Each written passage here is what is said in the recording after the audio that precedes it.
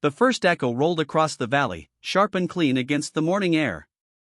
On the other side of the fence, the HOA's weekend brunch came to a halt. Weeks earlier they'd vowed to starve me out, cutting my water line and blocking every truck that crossed into my land. They thought they could bury a family legacy under paperwork and rules. Instead, I turned that border into something they couldn't ignore, a place built on the very freedom they tried to take. Each echo that followed carried one message: I wasn't going anywhere. I was born on this stretch of red clay ranch land. My grandfather bought it after coming home from the service, and every fence post still carried the marks of his hammer. When he passed, the land came to me, a few hundred acres surrounded by what used to be open country. Then came the subdivision. One developer sold another, and soon the hills around me sprouted neat rows of identical houses under the rule of a new Homeowners Association. Their motto: preserve the community's image. At first, they were polite.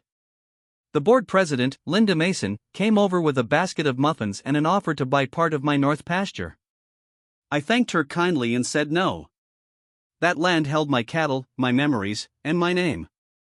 She smiled thinly and said, "You'll change your mind once you see how the community grows." Growth came fast: sidewalks, streetlights, and gates that cut through roads I'd used for decades. My ranch became the last patch of real dirt among manicured lawns. I figured if I stayed quiet, we'd coexist. I was wrong. The letters started first, thin envelopes citing visual pollution, noise, and unregistered animals.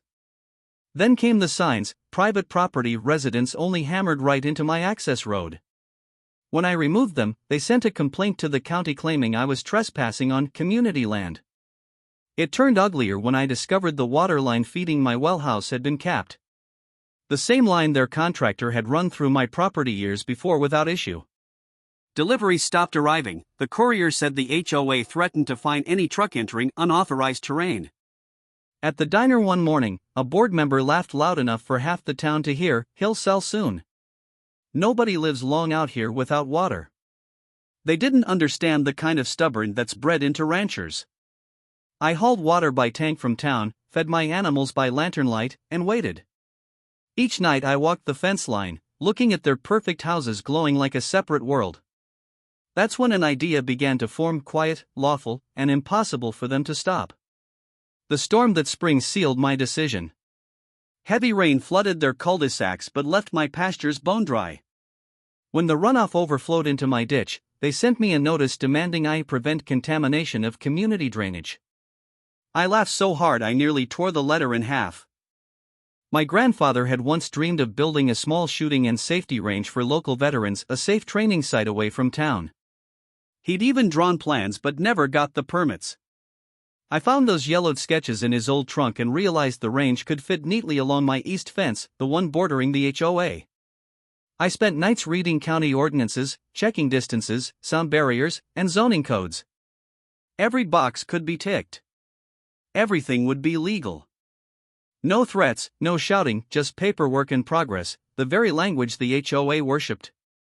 Within weeks I'd filed for permits, scheduled inspections, and hired crews. When the machinery arrived, Linda Mason came driving up in her spotless SUV. "What exactly are you building?" she demanded. I smiled. "Something educational for the community." She didn't like that answer one bit. For 2 months the quiet hills hummed with work. Excavators shaped earth into safe berms, carpenters raised sturdy shelters, sound-dampening panels went up along the fence line. Every step approved by the sheriff's office and the county inspector. Neighbors peeked from behind their blinds, filming on phones. I just tipped my hat and kept the coffee pot hot for the crew. When the sign finally went up, "Thompson Training and Safety Range," Linda nearly drove off the road. Opening day drew veterans, deputies, and ranchers from 3 counties. It wasn't just a range, it was a certified safety facility where new firearm owners learned respect and responsibility. The sheriff cut the ribbon himself, smiling for the local paper. The HOA filed noise complaints before lunch. The county clerk called me, half laughing.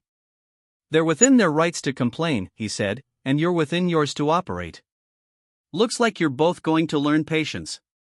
Saturday mornings became training days.